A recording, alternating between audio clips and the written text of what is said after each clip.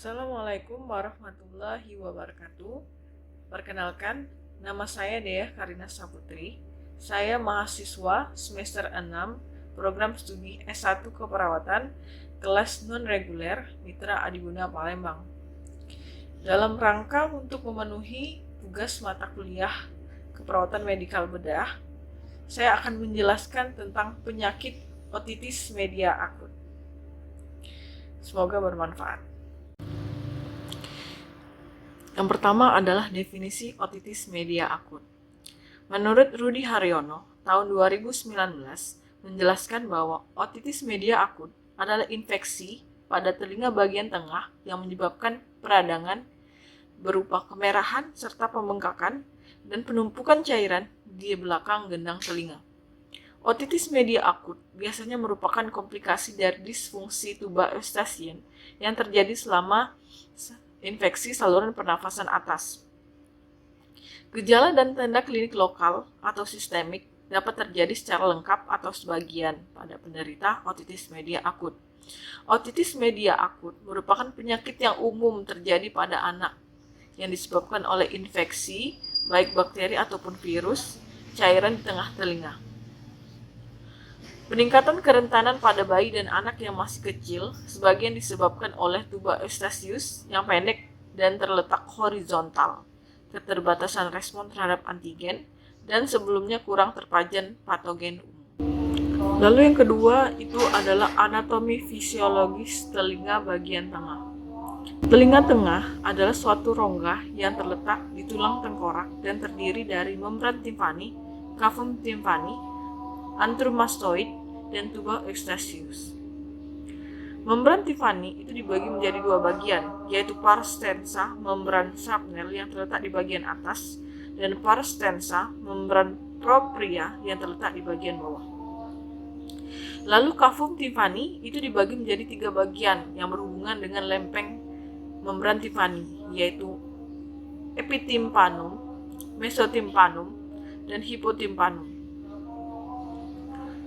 Lalu tuba eustachius, yaitu menghubungkan telinga tengah dengan nasofaring. Panjang tuba eustachius itu dewasa bervariasi antara 31 sampai 38 mm. Dan pada bayi dan anak-anak ukurannya itu lebih pendek dan lebih horizontal sehingga sekret dari nasofaring lebih mudah masuk ke telinga bagian tengah. Lalu fisiologis pendengaran. Proses mendengar itu diawali dengan ditangkapnya energi bunyi oleh daun telinga dalam bentuk gelombang yang dialirkan melalui udara atau tulang ke koklea. Getaran tersebut menggetarkan membran timpani yang diteruskan ke telinga tengah melalui rangkaian tulang pendengaran yang akan mengaplikasikan getaran melalui daya ungkit tulang pendengaran dan perkalian perbandingan luas membran timpani dan tingkap lonjong. Energi getar yang telah diamplifikasi ini akan diteruskan ke stapes yang menggerakkan tingkap lonjong sehingga perilimfa pada skala vestibuli bergerak. Getaran diteruskan melalui membran Reissner yang mendorong endolimfa sehingga akan menimbulkan gerakan relatif antara membran basilaris dan membran tectoria. Proses ini merupakan rangsang mekanik yang menyebabkan terjadinya defleksi stereosilia sel-sel rambut sehingga kanal ion terbuka dan terjadi pelepasan ion bermuatan listrik dari badan sel. Keadaan ini menimbulkan proses depolarisasi sel rambut sehingga melepaskan neurotransmitter ke dalam sinapsis yang akan menimbulkan potensial aksi pada saraf auditoris, lalu dilanjutkan ke nukleus auditoris sampai ke korteks pendengaran di lobus temporalis. Yang ketiga adalah klasifikasi otitis media akut. Penyakit otitis media akut dalam perjalanannya itu dibagi menjadi 5 stadium dan bergantung pada perubahan mukosa telinga bagian tengah. Yaitu yang pertama adalah stadium oklusi tuba eustachius, yang kedua stadium hiperemis atau stadium presupurasi, yang ketiga stadium supurasi, yang keempat stadium perforasi, dan kelima stadium resolusi. Stadium pertama yaitu stadium oklusi tuba eustachius. Pada stadium ini terdapat sumbatan pada tuba ekstasius yang ditandai oleh restraksi membran timpani akibat terjadinya tekanan intratimpani negatif di dalam telinga tengah dengan adanya absorpsi udara. Edema yang terjadi pada tuba ekstasius juga menyebabkannya tersumbat. Selain restraksi, membran timpani kadang-kadang tetap normal dan tidak ada kelainan atau hanya berwarna pucat. Efusi mungkin terjadi, tetapi tidak dapat dideteksi. Stadium ini sulit dibedakan dengan tanda dari otitis media serosa yang disebabkan oleh virus dan alergi. Tidak terjadi demam pada stadium ini. Yang kedua itu adalah stadium hiperemis atau stadium presupurasi. Pada stadium ini, terjadi pelebaran pembuluh darah di membran timpani yang ditandai oleh membran timpani mengalami hiperemis, edema mukosa, dan adanya sekret eksudat serosa yang sulit terlihat. Hiperemis disebabkan oleh oklusi tuba yang berkepanjangan sehingga terjadinya invasi oleh mikroorganisme pyogenik. Proses inflamasi berlaku di telinga tengah dan membran timpani menjadi kongesti. Stadium ini merupakan tanda infeksi bakteri yang menyebabkan pasien mengeluhkan otalgia, telinga rasa penuh, dan mengalami demam. Pendengaran mungkin masih normal atau terjadi gangguan ringan, tergantung dari cepatnya proses hiperemis. Hal ini terjadi karena terdapat tekanan udara yang meningkat di kavum timpani. Gejala-gejala berkisar antara 12 jam sampai dengan 1 hari. Yang ketiga itu adalah stadium supurasi.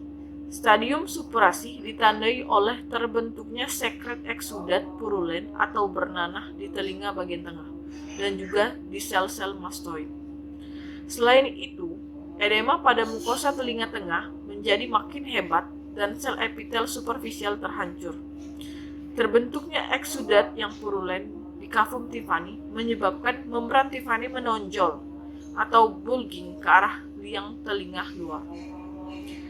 Pada keadaan ini, pasien akan tampak sangat sakit, nadi dan suhu meningkat, serta rasa nyeri dirasakan di telinga bertambah hebat. Pasien selalu gelisah dan tidak dapat tidur nyenyak, dapat disertai dengan gangguan pendengaran konduktif. Pada demam tinggi, dapat disertai muntah dan kejang. Stadium supurasi yang berlanjut dan tidak ditangani dengan baik akan menimbulkan iskemia membran timpani. Akibatnya timbul nekrosis mukosa dan submukosa membran timpani. Terjadinya penumpukan nanah yang terus berlangsung di kavum timpani dan akibat tromboflebitis vena-vena kecil sehingga tekanan kapiler membran timpani meningkat lalu menimbulkan nekrosis. Dan keadaan stadium supurasi dapat ditangani dengan melakukan miringotomi. Yang keempat itu adalah stadium perforasi.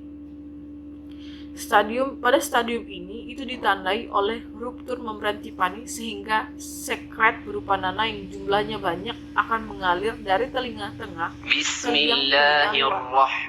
Kadang-kadang pengeluaran sekret bersifat pulsasi atau berdenyut. Stadium ini sering disebabkan oleh terlambatnya pemberian antibiotik dan tingginya virulensi kuman.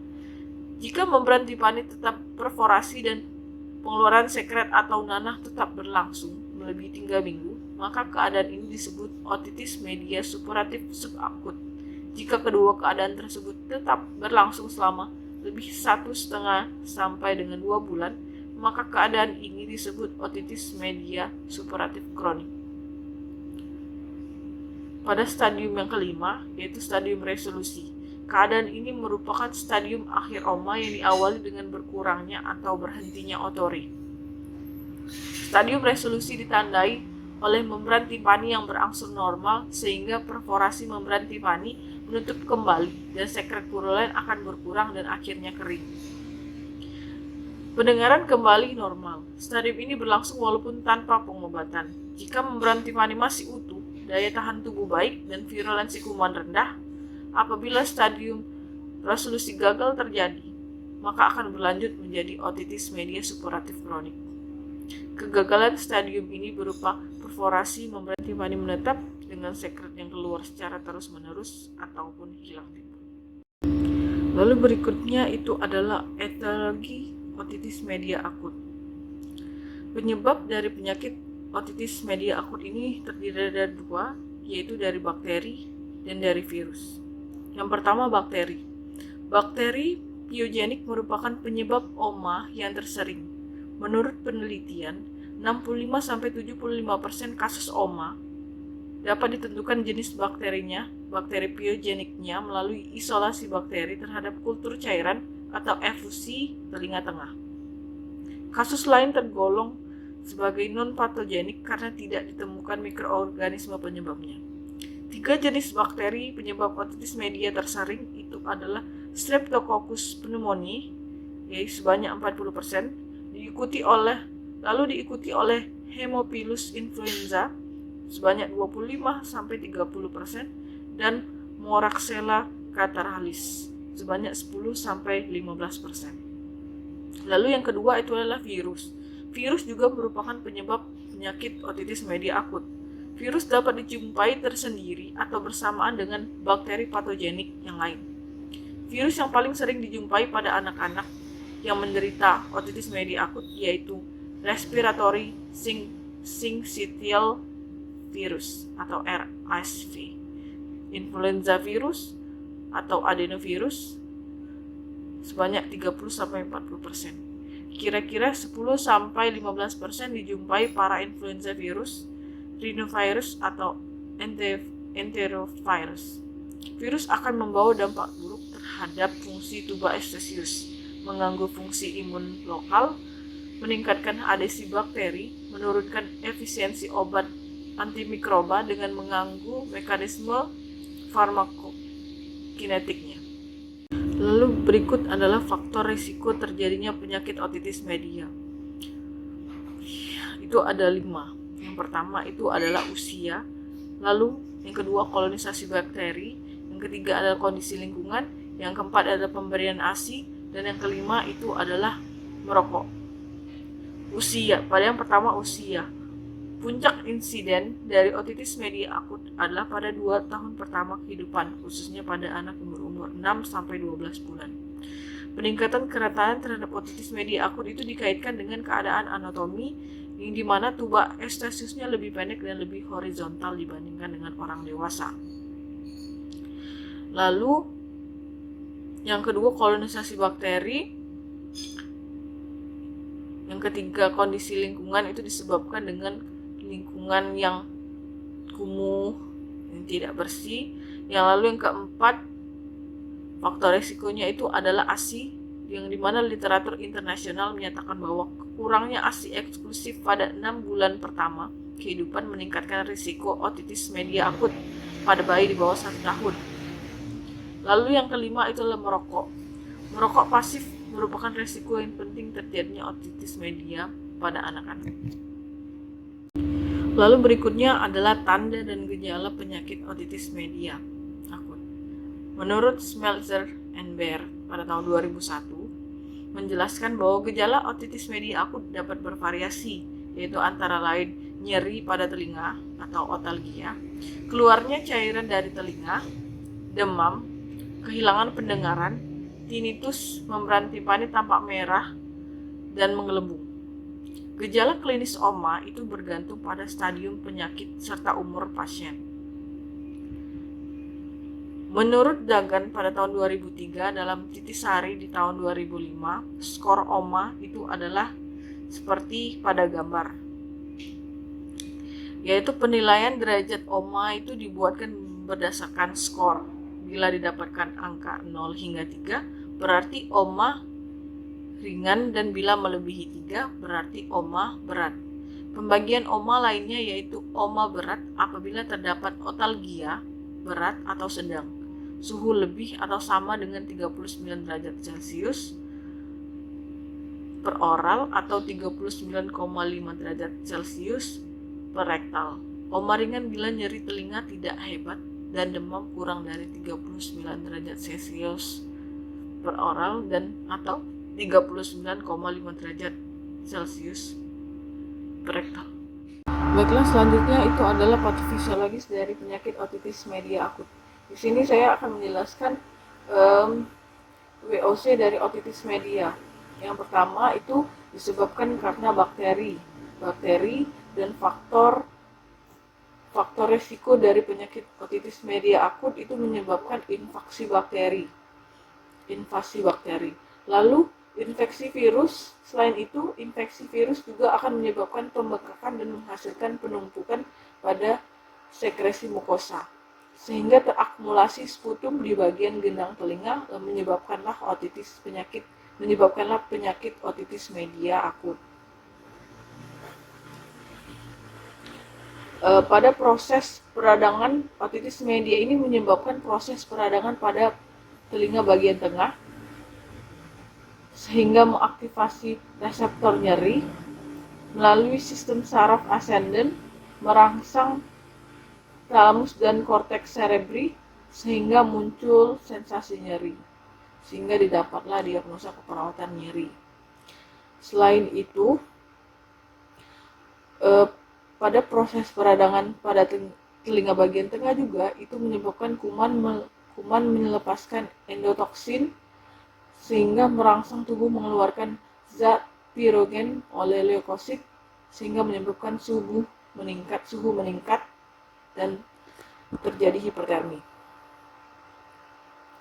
Otitis media itu juga menyebabkan tekanan udara pada telinga tengah menurun, sehingga terjadilah restraksi membran timpani, sehingga terhambatnya hantaran suara atau udara yang diterima, sehingga menyebabkan gangguan komunikasi secara verbal.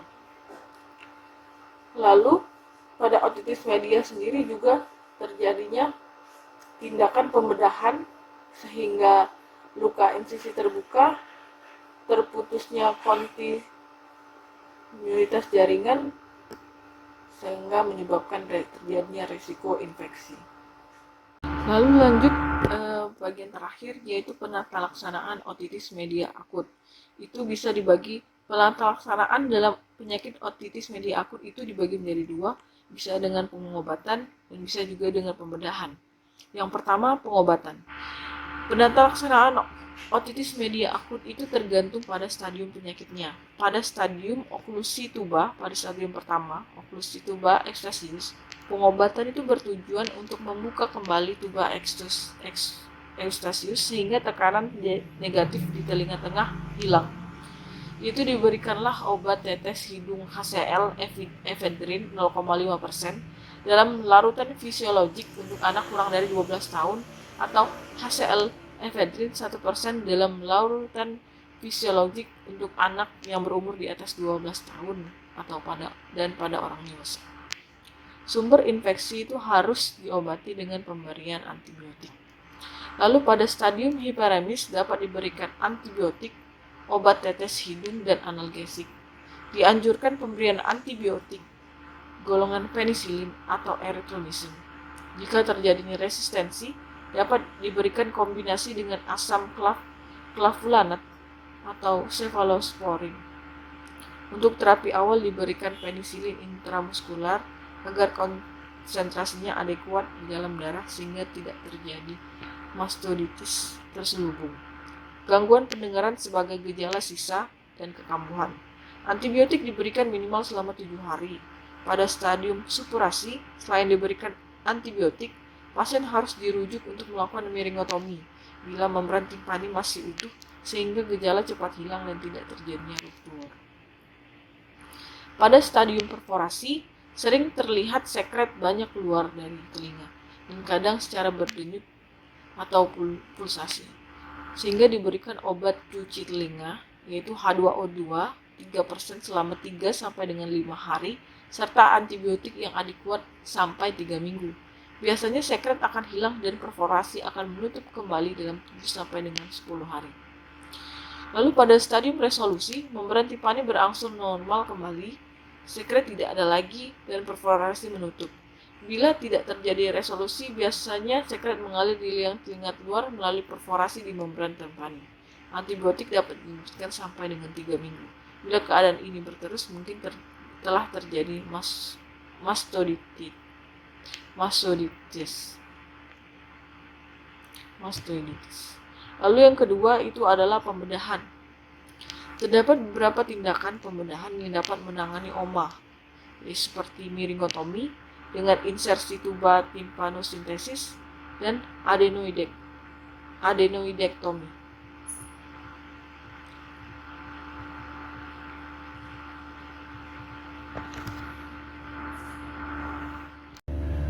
Baiklah, itu tadi penjelasan tentang penyakit otitis media akut dari saya. Apabila ada salah kata saya mohon maaf, dan kepada Allah saya mohon ampun. Semoga bermanfaat. Saya akhiri dengan wabillahi taufik wal hidayah. Wassalamualaikum warahmatullahi wabarakatuh.